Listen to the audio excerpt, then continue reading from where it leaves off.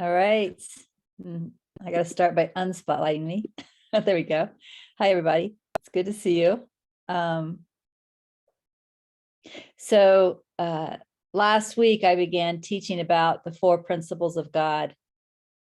And we were focusing on the 4th principle of God. And so that's where we're going to begin. But just in case there's anybody here who wasn't here last week, let me just briefly share my screen and just show you a little bit about the 4 principles of God. This is the 4 principles of God. And I talked last week about how the clarity came to me in 2012 about this 4th principle of God. And I also mentioned that these words are my words.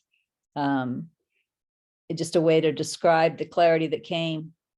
And I mentioned that the reason it's the 1st principle of God, 2nd principle of God, 3rd principle of God, 4th principle of God, right? Is because in reality, it's all God. So it's kind of funny, you know, one of the things we often talk about is separation and letting go of the belief in separation. And I think what the 4 principles of God really show is, oh, I forgot to bring my little baby and my it's upstairs, my silly putty, but we may have to do without that tonight. I should have brought it down with me. But anyway, I think it kind of shows how we, you know, and again, all these words are so symbolic, they're ridiculous, but it kind of shows how we fell into the 4th principle of God, and then how we awaken back to the 1st principle of God. And in fact, as some of you know, I've been listening to some of my early teachings lately and taking little snippets and putting them on YouTube. And one thing that I already knew, but listening to my teachings is just making it excessively clear to me, is that my own personal journey of awakening has been right back up through this. It kind of reminds me, Ramana Maharshi said, you know, go back the way that you came.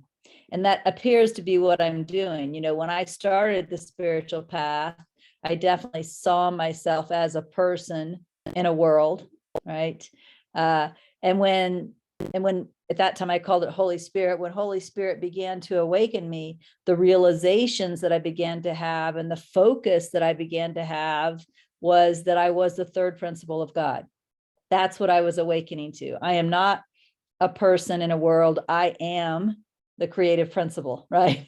And then once this was well established, I began to awaken to I'm beyond even the creative principle. You know, I am, the word I often use now is consciousness, or I am the I am presence, right? That's what everything is. Everything is consciousness. And then what appears to be happening for me now is that the realizations are starting to point from the 2nd principle of God to the 1st principle of God. So my own personal journey has been going back up through this. And you can even hear that in my teachings. If you listen to my teachings as I am in chronological order, you can hear how the focus of the teachings has changed because the focus of this awakening has changed. But with that said, if you weren't here last week and you don't know anything about the 4 principles of God, what I highly recommend is that you go back and listen to last week's audio or watch last week's video. Because of course, each week I can't repeat everything I said the previous week. We would never get anywhere. So where we are now, I said that we were going to talk about this, but I said we're going to start with the 4th principle of God and work our way back. And that's where we're at. That's where we started last week. The 4th principle of God, again, is manifestation. I often call it form, the form of the world, the form of the universe. It's often referred to as a dream. It's referred to as illusion. Another thing that really occurred to me after I finished teaching last week, sometime between then and now, probably because I was listening to some teachings, is the word reality gets used in ways that I think maybe can be confusing for people. Or maybe Joe asked a question right at the end. Maybe that's why this got stuck in my head. He might have asked a question right at the end. The word reality is sometimes used to point to the fourth principle of God. For instance, when people make say things like, you create your own reality, right? They're talking about manifestation. And so this is called reality. But the word, oh no, his question was about self, but still, that's probably what got me started on this. Some people also refer to the second principle of God as reality, and some people refer to the first principle of God as reality. And so people get confused because the word reality gets used in all three places. Well, I just want to tell you that the word reality really belongs in two of these three places. And I understand how it ends up in the third. One of the places where the word reality, believe it or not, belongs is the fourth principle of God. And that's because one definition of reality, if we take the official dictionary definitions, one definition of reality is that which you experience through the senses. Reality is that which you see, that which you feel, that which you smell, that which you taste, and that which you hear. I often would call that, a little r, reality. And if you use that word reality, that which you experience through the senses, that definition belongs right here. In that way, the fourth principle of God is reality, right? It meets that definition. But the other definition of reality is that which is ultimately real, that which exists on its own merit, that which has nothing to do with imagination, right? It's an absolute fact. Well, in that case, reality belongs with the first principle of God. I would call that capital R reality. But a lot of people think of the second principle of God as reality, and that's actually a place where the word reality doesn't belong, which is kind of interesting. Nisargadatta Maharaj referred to this, he called it the I am, rather than the second principle of God, because I made up those words. But he referred to this as the last outpost of illusion. When you're waking up from the fourth principle up through the third principle to the second principle, this is the last outpost of illusion before you hit capital R reality. And that's what a lot of people don't know. That's why it's really important to know this teaching, because a lot of people, when they awaken to the second principle of God, they think that's reality, and it's not. It's what A Course in Miracles calls true perception, right? The real world, it uses the word real there, the real world. But interestingly, A Course in Miracles says the real world is still a dream. So saying that this is still a dream really aligns with Nisargadatta's words that this was the last outpost of illusion. And illusion is another really interesting word. We've all heard stories, I think, about people who do things that somehow we know are stupid. Like one of my favorite ones I heard about somebody who decided that he was going, and I don't even know the rest of the story. I didn't hear the rest of the story, and I didn't know this person myself, but I heard that he was going to try driving with his eyes closed because the world is just an illusion. Well, we got to remember that the world is also reality, meaning it's what you experience through your senses. In fact, one of the very first long scribal writings that I ever did with the Holy Spirit, some of you are familiar with it. It's called The Ego is Not the Devil. But one of the things that the Holy Spirit was teaching me through that particular message was that even though the world is not real, it's not reality, it is experienced. And it talked about how if I was to step into the road without looking both ways, I, meaning this body, might get hit by a car, right? It is reality in that it is that which we experience through the senses. So we don't want to be stupid about that, because you're going to experience through the senses what you're going to experience through the senses. So the word illusion doesn't mean you're not going to experience it, because you are going to experience the world, right? That's why it is also, the word reality is also deserving here. What the word illusion means is It's not what it appears to be. That's what the world illusion means. It's not what it appears to be. Because, it appears to be a myriad of different things. The Tao Te Ching refers to it as the 10,000 things. It's really many more than 10,000. It appears to be a whole lot of different things, when actually it's all God, right? So it's an illusion. It's an illusion. But that doesn't mean that we should be stupid with it. In fact, what we really want to do is follow wisdom. And probably everybody knows wisdom would never have you get behind the wheel of a car and close your eyes and start driving down the highway, right? Wisdom just doesn't work that way.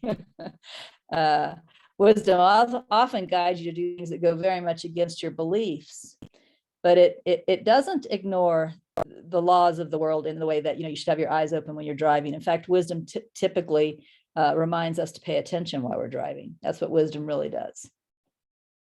So again, little r reality is the fourth principle of God. It is that which we experience through our senses. Capital R reality is the first principle of God, right? Fourth principle, little r reality. First principle, capital R reality. And then we could say the third principle and the second principle are bridges between the two. So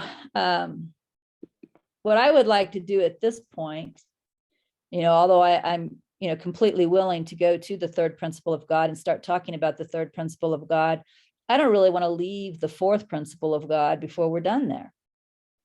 Because a lot of people, especially spiritual people, spiritual people get really silly.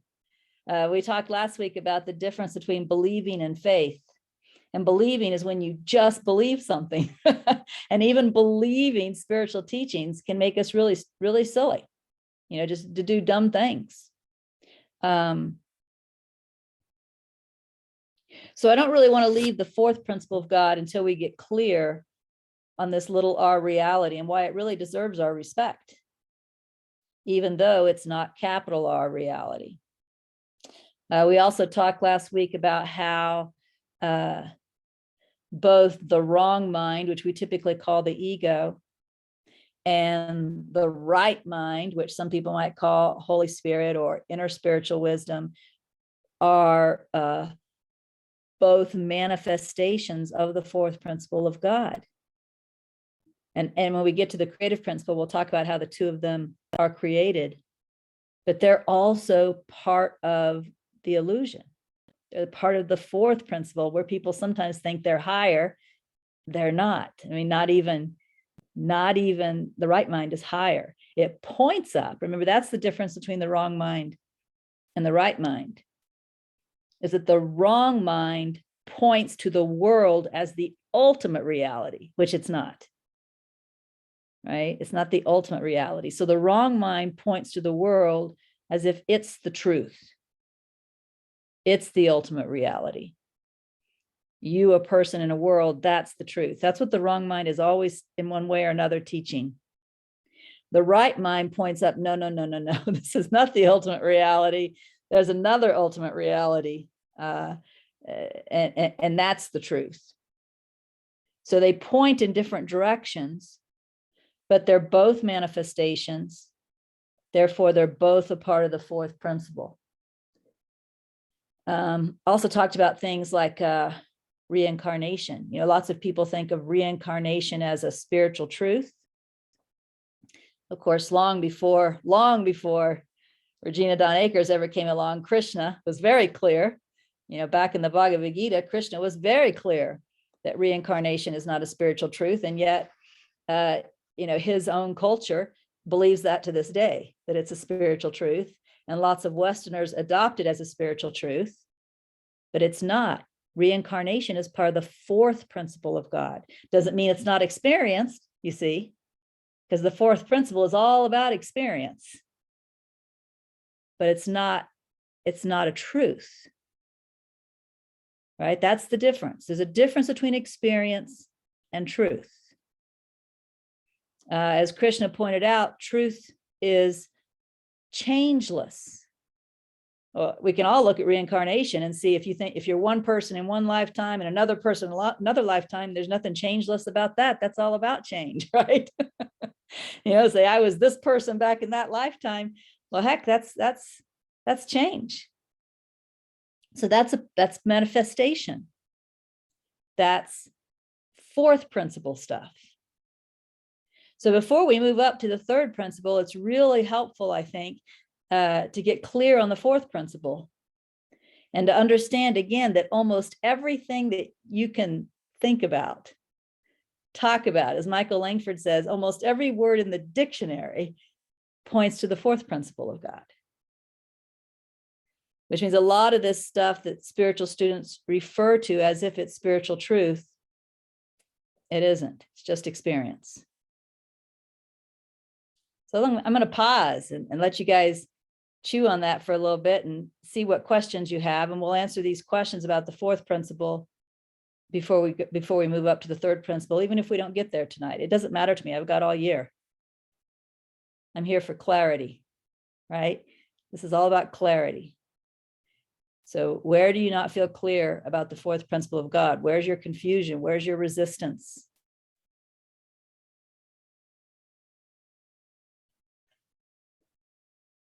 All right. So Marisol, that's you, right?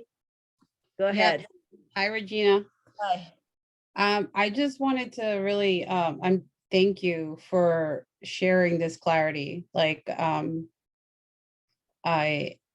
it's really like sinking in, and I don't want to say I get it, but I do kind of get it. So yeah, I'm really grateful, because there always was a lot of confusion about what is reality, what is truth, and it makes so much sense to me as to how you're explaining it with this illusion is an experience, and there is a reality to it, and there are rules to it, but it's not the ultimate truth. So I totally get that. So thank you so much. Yeah, sure. I remember, back when I used to be with people that I don't think it was just the people were more confused. I think it was a time, like I think all of us as a whole are evolving. So I think it was a more confusing time. But I remember people used to say things like, the world is not real, you don't have to eat, right? And I used to say, well, do you pee when you get up in the morning? I mean, let's be honest. When you get up, you pee, you poop, and you do eat. And yes, all of that is a part of the experience. But as you begin to awaken, and I don't have my little silly putty with me, but if we remember that, the body is out here, and then remember I had this long piece of silly putty, which is projected consciousness going out to the person. And then back here, I had what I call the second principle of God. I said I couldn't put the first principle of God in the image. But as attention begins to pull out of the person, see, that's what's happening, is that for almost everybody on the planet, attention is completely wrapped up in the person as who I am, meaning this projection of consciousness is wrapped up in the person as who I am. And that's when the world and the person and the problems and everything else seem capital R real, even though they're not. They're only little r real, right? But as attention begins to pull out of the person, and it really does, as attention begins to pull out of the person, even though experience continues at the person level, it begins to lose its sense of reality. It begins to become very, very clear. It's almost as if, and I can't do this with my hand, I suppose what's really happening is this is coming back in, but it's almost as if this pulls out and then this starts to move forward and take this over. And it feels like a merging, right? This part right here, consciousness, starts to move forward and take this over. And so as this begins to take over attention, what begins to happen is there's a real strong sense that the I am is reality, which remember still isn't true, right? It's the last outpost of illusion. But there becomes a sense that the I am is reality. And this, even though it continues to be experienced, doesn't even feel real anymore, which is quite interesting. So your, for lack of better words, your experience of reality shifts, right? It begins to pull back, pull back, pull back. And then when you get to where you think this is reality, the second principle of God, that's when something else starts to come that starts to show you, nope, that's also just temporary, right? And you start to get the real sense of reality. And what's interesting is I have never found anywhere, and I know I'm not the only one because I've heard other people say this too. You hear about people making dramatic shifts when they awaken, right? They go from a certain level of experience to a much higher level of experience in a nanosecond. And it feels like a dramatic awakening. You can hear people like Eckhart Tolle, for example, went from extreme self-hatred to awakening to consciousness in one boom, boom, right? In one moment. But you never, ever hear about people going from the fourth principle of God to the first principle of God. People always seem to awaken through the second principle of God. For some reason, that bridge of the second principle is needed. So when you awaken, when your attention pulls out of the person, and then consciousness begins to overtake your attention. When this is happening, this is actually preparing you to awaken to the ultimate reality. So there is a process that seems to happen here, and everyone in some way, the ways are very, very different, but everyone in some way goes through that process. So, this is, I heard myself on one of my old audios the other day say something like, I said, I'm so glad that I fell asleep because now I get to have this joyous experience of awakening. And I think that's really the best attitude that we can have as we experience this journey. A Course in Miracles refers to it as being the happy learner.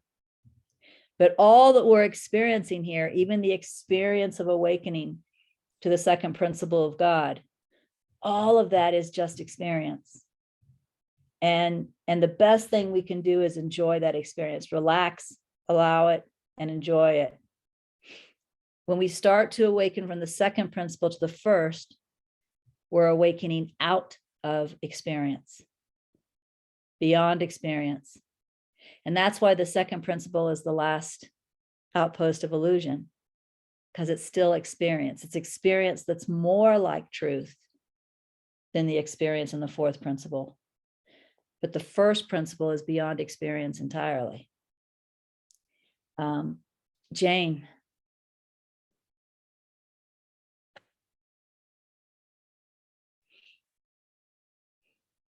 Tap to speak. Okay, can you hear me? Yeah. So my brain sabotaged me when you said reality is not the opposite of illusion, and the world is not an illusion. You're still in it. Can you say that again? Yeah, because that's not what I said. I'd love to say that again. That's what's fun about this, because in fact, I think that was one of the reasons that I felt to do this teaching. I said, I often hear people say, Regina said, blah, blah, blah. And I'm like, I never said that. So this gives us a chance to bring all this forward. And of course, what happens is, the mind gets in there and the mind wants to twist things up a little bit. That's its job. So it does a good job, and we can all applaud the mind for what it does. But I'll try and say this a little more clearly. And you know what?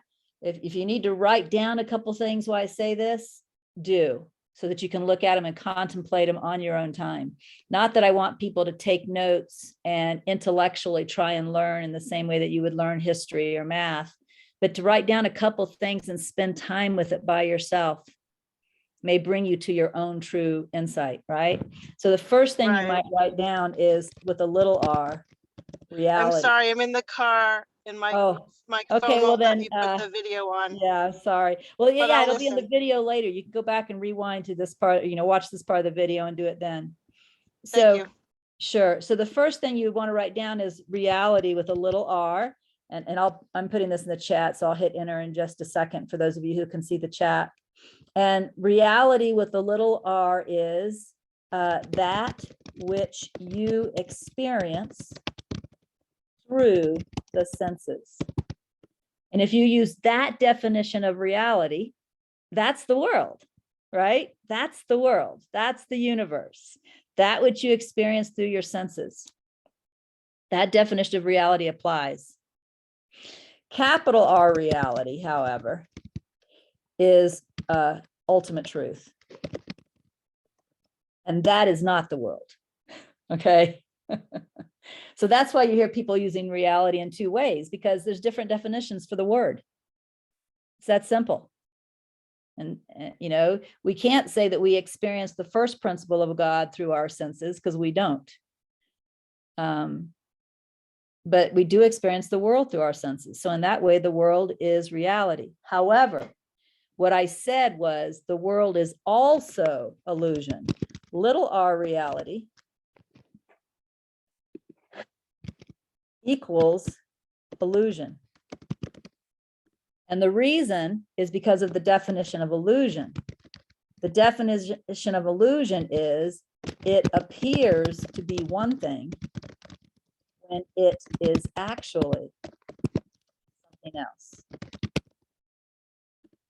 It appears to be one thing when it's actually something else. And that's what's going on, because what appears to be, you know, a rock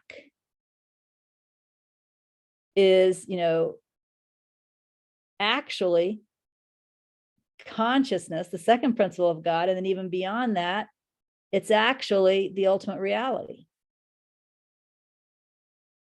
Right? So it appears to be a rock. This appears to be a pen. You know, this appears to be a coaster. But ultimately, they're all the same thing. They're all that same essence of consciousness, or even beyond that, ultimate truth. So little r reality is what we experience through our senses, but it's an illusion because we think we're experiencing, you know, food and people and, you know, houses and, you know, all these different things, when actually we're only experiencing consciousness. So it's both, the fourth principle of God. It's not one or the other. It's both illusion and reality. When reality means that which I experience through my senses. And again, the reason I'm sharing this teaching maybe has two purposes. One is, don't be stupid, you know, drive with your eyes open. Don't be stupid, eat, you know, don't be stupid. You guys do those things anyway. So like, that's silly, you know, why do I even say it? But the other thing, the other reason I share it is so you're not confused, or your mind isn't having to move into judgment when you hear somebody refer to the fourth principle of God as reality, because by one definition, that's true. Right? So yeah, you know, when we get to the third principle of God, I probably won't say you create your own reality, because that's not my language. But if we're talking about you create your own experience, you could say you create your own reality. However, that's only with that littler definition of reality, that which you experience through your senses. So just be a little more forgiving and understanding of what the words mean and why different people use them differently.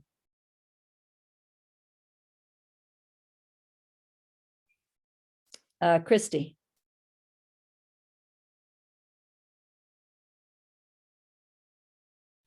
Yeah, thank you, Regina.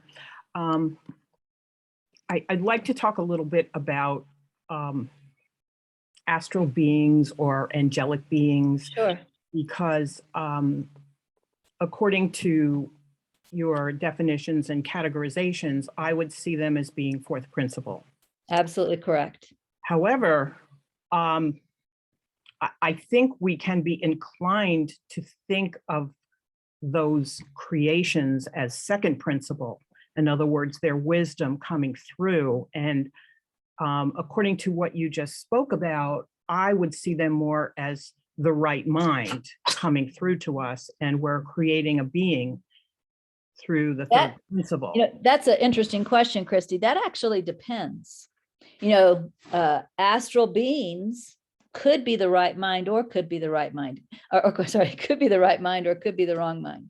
It's interesting because Jesus itself, and the reason I said itself is because ultimately what Jesus is a concept, right? But Jesus itself could be the right mind or the wrong mind.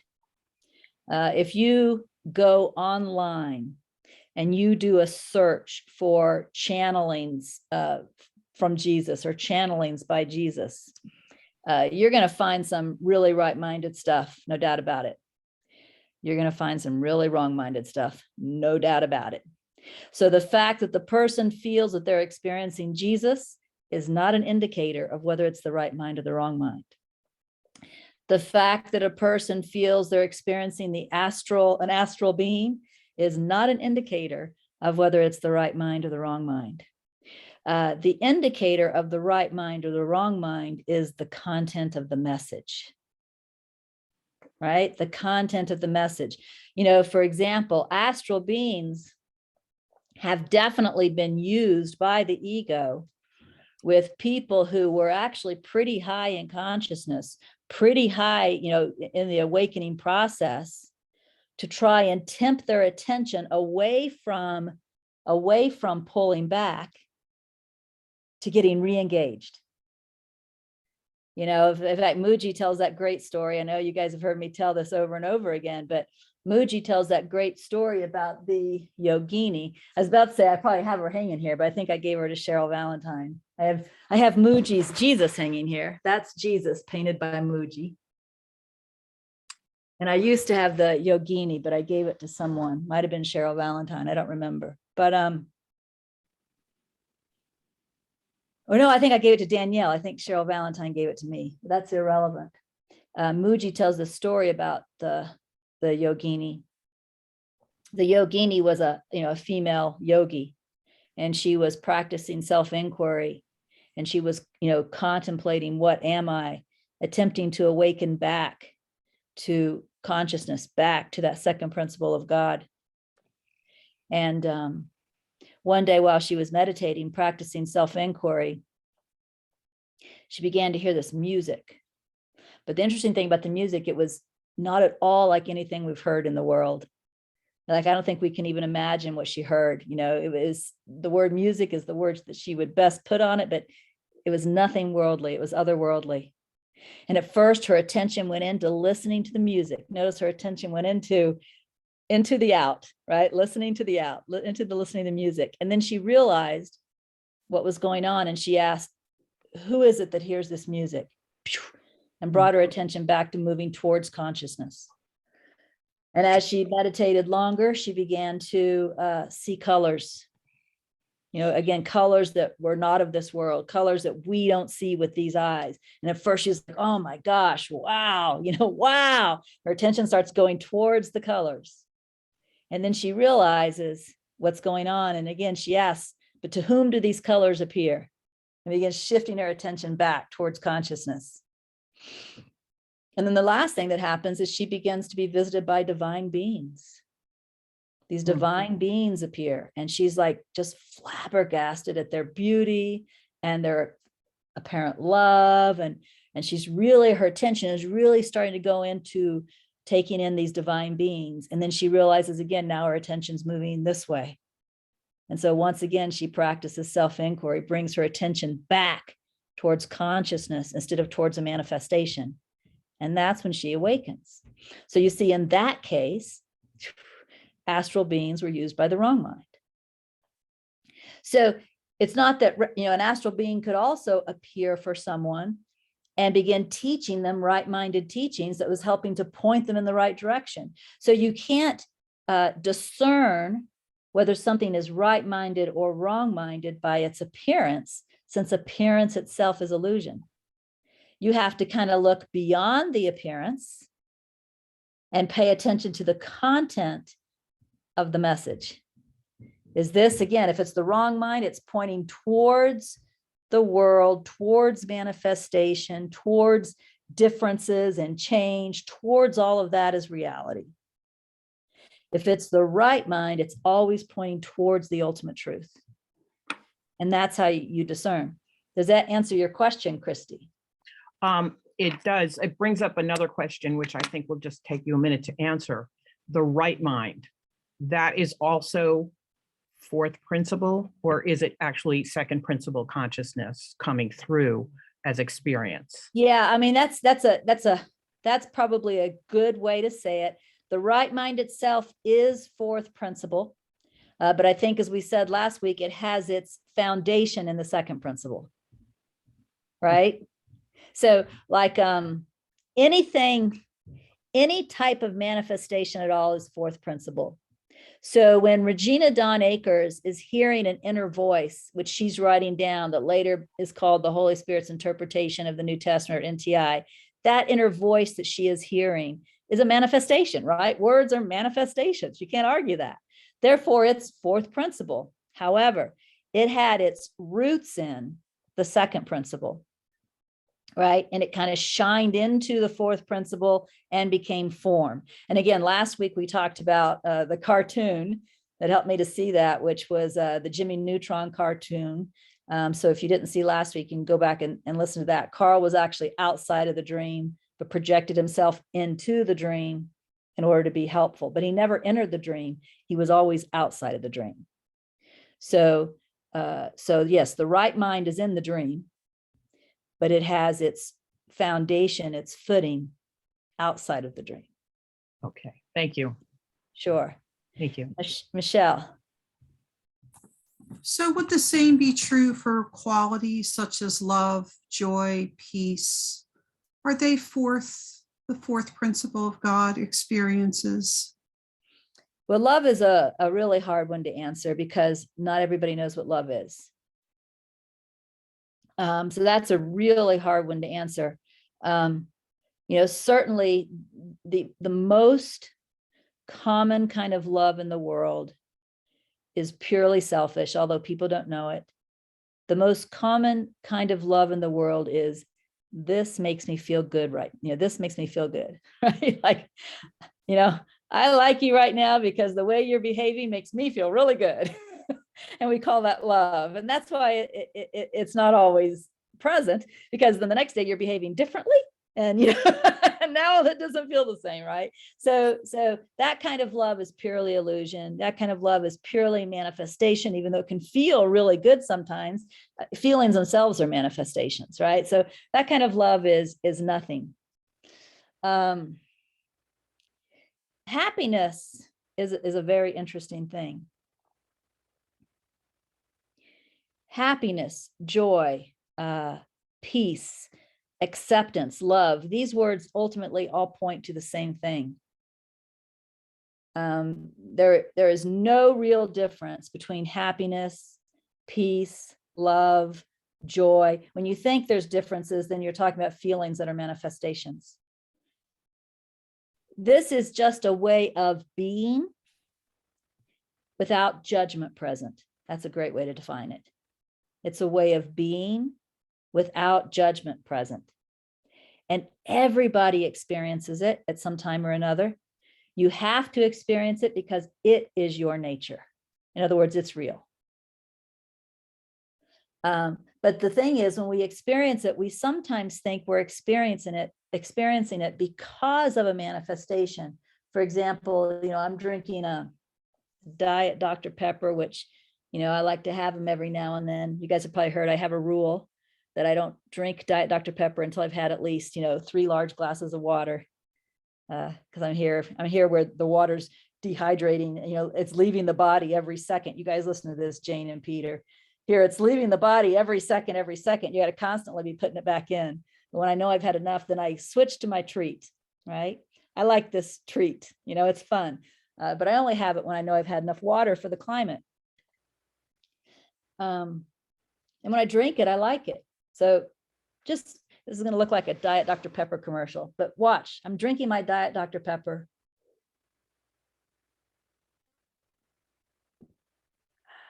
I'm enjoying my treat. For a moment, I'm actually not thinking. You see, I'm not judging. I'm just being with the experience. That happiness is actually real. The mistake is thinking I'm happy because of the Diet Dr. Pepper. The real reason I'm happy is because, at least for a moment, I quit judging. I just be. And whenever we just be, we are happy. And that's real. Some people just be when they pet their dog. Some people just be, in certain circumstances with their grandchildren. Some people just be when they're taking a walk or hiking or whatever. The mistake, or chocolate. Chocolate is great, just be. But the mistake is thinking that it's the chocolate or the walk or the grandchildren. And in fact, you can tell that's a mistake, because I'm certain there are times when you've taken walks and you were lost in your head and you didn't feel that joy, peace, love. Or you were with your grandchildren and you weren't, you're thinking about how your daughter shouldn't have raised them to do that. And you weren't feeling joy, peace, love, or, so whenever the judging mind is active and believed, the joy, peace, love kind of gets hidden underneath that experience. It's still there, but it's hidden underneath that experience. When the judging mind goes silent, that real experience rises up. So that is real, and everybody's experienced it. They just sometimes misidentified why they were experiencing it. They thought they were experiencing it because of the thing, when actually just in their interaction with that thing, they allowed their mind to go silent. They allowed themselves to be present, and their true nature was noticed. Does that answer your question, Michelle? Good, good. All right. Hello there, Sharon. Hi, Regina. I wanted to ask you about two things. One about the near-death experience. Yeah. Okay, because I'm going to just use this woman as an example. Like Anita Marjani will say, when you die, you'll see your loved ones. She just will automatically say, we know. And what I did when I would listen is I questioned that, because I actually started years ago with you, so it's kind of easy for me to question everything, because it's 2007 that I met you. So it's kind of easy for me, even when the teacher's very advanced and much more advanced than myself, I still question things because I'm not quite sure. What is that? When Yeah. they say Well, that, again, if there's any form in it at all, it's fourth principle of God. It's interesting because I don't even remember what class I was taking. Maybe it was a psychology class. I don't remember, but way back in my first 2 years of college. So, I'm real young, way back when. I wrote a research paper on near-death experiences. And how when you write a research paper, you start looking at things more deeply than just reading a book, right? You're looking at lots and lots of them. And it was probably a term paper. It probably went into lots of detail. But what I found really interesting, and this is way before a spiritual path, but what I found really interesting about near-death experiences is, although certainly there were certain ones that you kind of put together and had similarities, there were many, many, many, many, many that didn't match those similarities. Like I found people who died for 20 minutes or whatever, and in their perception went to hell. And they came back and they were describing hell. There were people who died in their perception and went to heaven and met Jesus. There were people who just went into this white light and had no form at all, but yet they were aware of an intelligence, love, without any form. So I can't give a definitive answer about the just going into the light one. If any of those near-death experiences were showing truth, it would have been that one. But the near-death experiences where people are meeting other people, having conversations with other people, experiencing other forms, definitely fourth principle. Now, here's what I suppose, and hear those words very carefully, because Regina doesn't know everything, right? And she always admits when she doesn't know something. What I suppose is that near-death experiences are just like astral beings. Okay. They're all fourth principle stuff. But some of those near-death experiences are coming from the right mind and are pointing towards truth. And some of those near-death experiences are coming from the wrong mind and are still pointing towards illusion. You know, like if I come back from a near-death experience and I am certain that there is a Jesus, that Jesus is the truth, that all other religions are wrong, and everybody should be a Christian, and I know it because I died and I met Jesus, clearly that was the wrong mind. But if I come back from a near-death experience and all I experienced was this light, and all I experienced was this silent but incredible love, and I come back and my attitude towards everyone has changed, right? That might have been a positive fourth principle near-death experience that came from the right mind. So again, this is where we have to be careful. And I'll probably repeat this a million times. Yeah, I think for me, I'll need to do it because you know how it goes in our mind and then it just, what I thought was it's still phenomena, right? It's all phenomena. It's still phenomena. There you go. It's still phenomena. So we cannot judge any particular phenomena, not even Jesus, remember, not even Jesus. We can't judge any particular phenomena, any appearance as right-minded or wrong-minded. It's the content, the message, right? That makes sense. So, So- when Anita had tumors all over her body, then she came back and had nothing and she was healed. That was just part of the dream she's having, really. That's, right? well, it's still phenomena. That's another interesting thing is, I myself have experienced miraculous healings, and I myself have experienced sicknesses that just went away in the way all sicknesses go away with time. Right. The first miraculous healing that I ever experienced was when I broke my toe. And some of you may have heard this story. I clearly broke my toe because I can't even make my finger go that way. But my baby toe, which normally points, like the little finger does, it was going straight this way. Right? Yeah. And the whole top half of my foot went completely black and blue. And I received guidance not to go to the doctor. I received it, and I remember I hated this because I am not the medical type of person. I received guidance to put my toe back into place, which, even thinking about it now, it's like, I didn't want to do that, but I received guidance to put my toe back into place, put on a very tight sock to hold it there, and to put ice on it. And it seems like I broke my toe around 5 p.m. one evening. And all the next day I lived with it. So I know how painful it was. Like when I walked on the heel of my foot. I didn't let my toes touch the ground because it was so painful. Around 5 o'clock the next evening, so I'd lived with this broken toe for 24 hours. I was guided to go sit on the sofa, which I did. And when I sat on the sofa, I felt what felt like love coming in through the top of my head, traveling all the way through my body and to my foot. And I don't know how long that lasted. I mean, maybe a minute, maybe a couple minutes. I don't remember now, but a fairly brief amount of time. When it was over, I was told to stand up. And I stood up and I could put my foot on the ground. Wow. I was told to hop on that foot that I couldn't even touch to the ground. I could hop up and down on that foot. There was nothing wrong with that foot, right? However, I also knew intuitively that I was having this experience for one reason. And that reason was I still, at that point, this was still pretty early on the spiritual path, I still very much believed that the world and the person was capital R reality. This was teaching me that that wasn't true because those rules were not constant. And anything that's capital R reality is constant and changeless. And if the rules of the game are not constant, then this can't be capital R reality. That was the learning.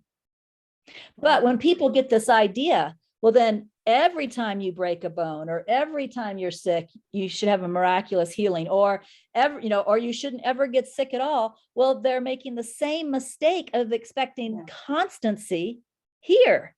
This isn't the land of constancy. This is the land of change. This is the illusion. It's only little r reality. Constancy exists in capital R reality. And sometimes I think this is why great masters like Ramana Maharshi had such a sick body. Ramana Maharshi, his body started failing around age 40. And of course, he would shake and walk with a cane. And by the time he was about ready to physically die, his body got sarcoma that even the doctors couldn't get rid of. Every time they operated on him, it came back. And people are like, why is a great master experiencing all of this, Well, because what the great master was demonstrating is this doesn't have anything to do with me, consciousness. Right. This is manifestation. See, Right. this is the Right. primary error. Okay. And I think we're addressing it over and over in different ways tonight. So let's point this out. The primary error is expecting to find some kind of truth in the fourth principle. The fourth principle is not the land of truth. Right. And that's All so right. helpful. It's so helpful. I keep it to myself because there are teachers that say you're in truth. And how some people in non-dual circles say that. And I just keep it to myself because I don't, ever want to interfere with the teaching. But I kind of question that, because I've learned this from you. The other thing I wanted to ask you is if we're one being, how are we predetermined? I don't get that. How are we predetermined? Well, you know how Ramana Maharshi said there's a Roger Costello says that everything's predetermined. I'm not a human. I mean, we're not separate. So how can that be? I can't okay, figure that out. sure. I can answer that. And actually, believe it or not, it's the same answer. This is why eventually everything gets simple. At the level of form, at the level of behavior, at the level of thought, at the level of change, it's not predetermined. And when we get to the third principle of God, we're going to discuss how manifestation is created constantly. So it's not predetermined. However, even NTI says that it's destined. It's destined to be what it is because it already is that. Okay. Okay, you see? Yes, you have to see it differently a little bit. You have to see it differently. Right, because it's fluky that one person would go on a path like this and another not. Or, if you tell someone, what you're learning here and they have no interest, like, the ego's not you or whatever, they're not ready for it. But it has nothing to do with a person. It's just this being, whatever. Yeah, in fact, give me just a moment. Let me open up. And do I have an NTI nearby? How come I never have my books near me? I don't know. They're always somewhere else where I'm not, but I have NTI on my computer. So let me open up NTI. Give me just a moment.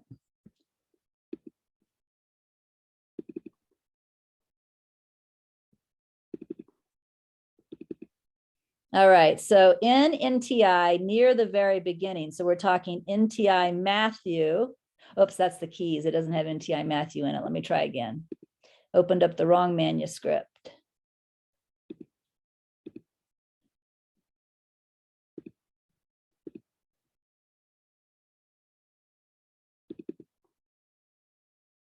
That's the keys again. Don't click on that again, Regina. Okay. So near the beginning of NTI and NTI Matthew, chapter 5, Holy Spirit is reinterpreting the blesseds from the Sermon on the Mount. The very first sentence under NTI Matthew, chapter 5 says, "Blessed are the poor in spirit, for they are already one with God." Now, what this means is blessed is the most miserable, low consciousness person out there. It finds somebody out there who totally believes the world. They're total alcoholic. They're always fighting with their closest people. They can't hold a job. I mean, this life sucks. Blessed is that one, because that one is already truth. They just don't know it. That's what this says. That's where we're destined. We're destined to be what we are because we already are. How can you not have the destiny to be what you already are? So So clear. we're destined to be the truth. We're also destined to ultimately realize the truth, in some way, but not necessarily in a particular lifetime. But the specific actions are constantly being written. Remember last week, I think I shared about the Big Bang being bam, bam, bam, bam all the time. Didn't I do that last week? Or is that my imagination? Did I share about that last week? That may have been okay, that was probably a video I made then. I think I made that video for Anne. Let me go find that video that I made for Anne, because I think it's an unlisted video. Because that is appropriate here, and I won't have to repeat myself. So really, we got lucky, I guess, if we're on the path. I don't know. It just is what it is. Right. Yeah. Ultimately, it doesn't matter. Where it does matter is in the fourth principle of God, in experience, because we all know it's way better to have a happy, joyous experience than a miserable, suffering experience. Right. But ultimately, it doesn't matter, because ultimately, the only thing that's true is the truth. Maybe I'll just have to tell the story again, because I'm having trouble getting to the video. I think it's hard for me to be in Zoom and trying to do other things too. So let me just tell the story. Oh, I can't tell the story. I'm out of time. Okay. You know what? I'll see you next week. Okay. Yeah, next week, somebody remind me to tell the Big Bang story. All right, the Big Bang story. I saw another hand, though. We do have 2 minutes left. Who was that other hand? And you want to say what you had to say? Or was I imagining that? I raised a hand, but I was going to just to say, is it pretty, it's true, every experience, everything can be experienced as fourth principle, and that's not necessarily bad. Right, bad is I an have to interesting know word. it's not true. Okay. That's right. Bad is an interesting word, because that's where the ego goes. The ego goes, if it's not truth, then it's bad. I never said that. God never said that. Ego only said that. It's not bad. It's just not true. Yeah, big difference. Just not true. Big difference. So maybe, if I just kind of summarize what we talked about tonight, and we'll continue next week.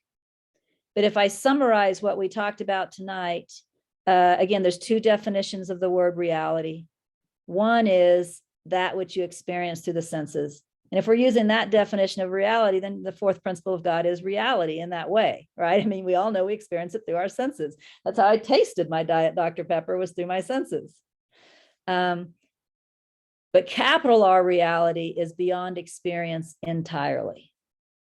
It's not experienced through any senses. It has nothing to do with any senses, right? And this is what awakening is all about, is realizing capital R reality. When it comes to little r reality, the realm of change includes, in fact, gosh, oh, we got somebody else coming on. I can't. The realm of change could be right-minded or wrong-minded, and you can't look at a particular form and say that form is right-minded, that form is wrong-minded. You have to look at the message. And I am out of time, and so I got to shut up now. All right, I'll see you guys next week. Bye.